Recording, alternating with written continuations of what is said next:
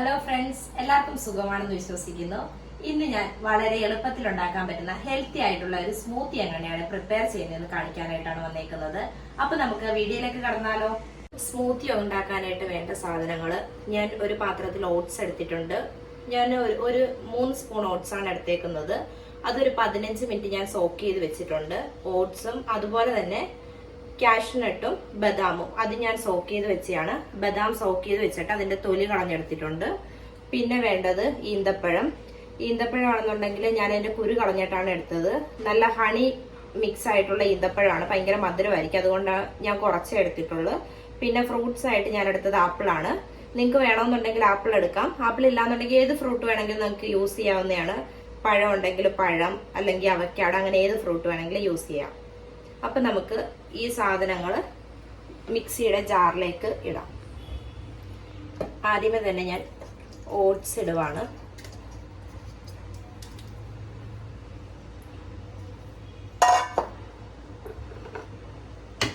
അതിനുശേഷം dry fruits ഇടുന്നുണ്ട്.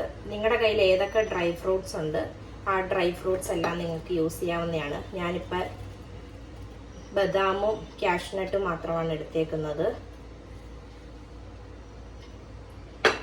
പിന്നെ ആവശ്യത്തിന് വെള്ളം ഒഴിക്കുവാണ്.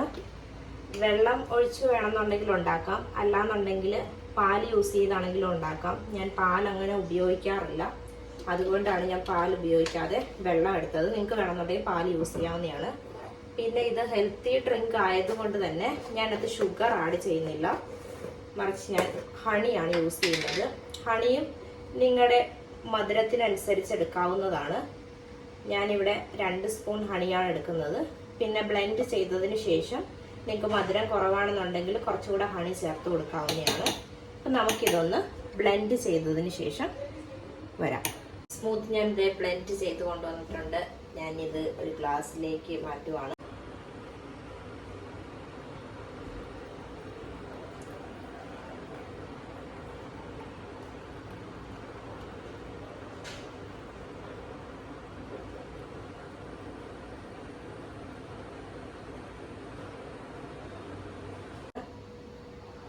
ഈ സ്മൂത്തി നിങ്ങൾക്ക് മോർണിംഗ് ബ്രേക്ക്ഫാസ്റ്റ് ആയിട്ടോ നൈറ്റ് ഡിന്നർ ആയിട്ടോ ഒക്കെ യൂസ് ചെയ്യാം, പ്രത്യേകിച്ച് ഡയറ്റ് ഒക്കെ നോക്കുന്നവർക്ക്.